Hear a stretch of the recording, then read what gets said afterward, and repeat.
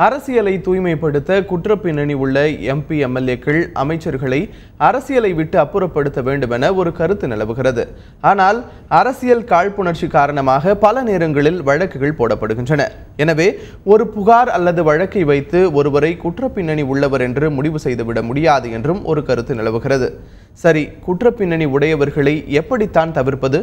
இது பற்றி இன்றைய ஆளுக்கொரு நிமிடம் பகுதியில் அலசுகிறார்கள் ஆம் ஆத்மி கட்சி நிர்வாக குழு உறுப்பினர் சந்திரமோகனும் பாஜகவை சேர்ந்த ராகவனும்.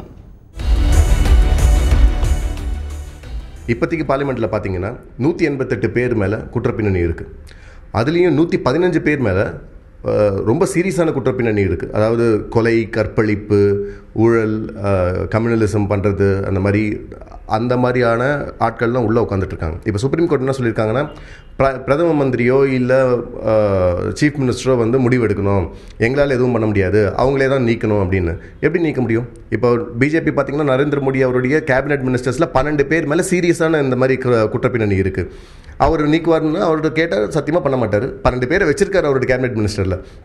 இப்போ ஒரு ஸ்டாட்டிஸ்டிக்ஸ் எடுத்து பார்த்ததில் உங்களுக்கு எலெக்ஷனில் வின் பண்ணணும்னா குற்றப்பின்னணி இருந்ததுன்னா உங்ககிட்ட 15% கூடுதலாக உங்களுக்கு வின் பண்ணுற சான்ஸ் இருக்குது. குற்றப்பின்னணி இல்லைன்னா எலெக்ஷனில் 5% தான் சான்ஸ் இருக்குன்ட்டு இருக்குது. அப்படி ஒரு கேடுகட்ட நிலைமையில் நம்மளுடைய அரசியல் இருக்குது.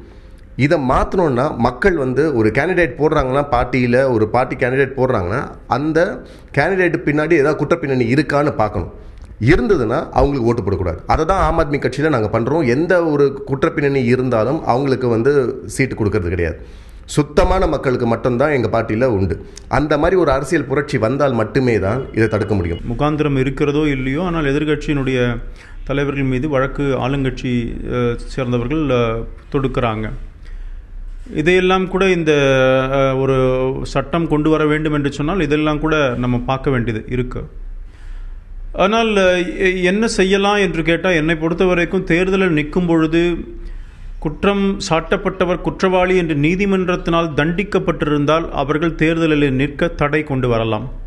அது ஏன்னா நீதிமன்றத்துடைய பார்வைக்கு போகும்பொழுது அங்கே ஆளுங்கட்சி எதிர்கட்சி மீது பொய்யான குற்றச்சாட்டுகள் சொல்லி அங்கே எஃப்ஐஆர் தாக்கல் செய்யப்பட்டிருக்கிறது என்று சொன்னால், நீதிமன்றத்துடைய பார்வைக்கு போகும்பொழுது நீதிமன்றம் அதை தவறான வழிகளில் குற்றம் சாட்டப்பட்டிருக்கிறதுன்னு சொன்னால் நீதிமன்றம் அவங்களை விடுதலை பண்ணிடும். அதனால் நீதிமன்றத்தால் தண்டிக்கப்பட்டவர்களை முதல் கட்டமாக தேர்தலில் நிற்பதிலிருந்து தடுக்கலாம். அதன் மூலமாக ஒரு ஃபர்ஸ்ட் ஸ்டெப்பை கொண்டு வர முடியும் நான் நினைக்கிறேன்.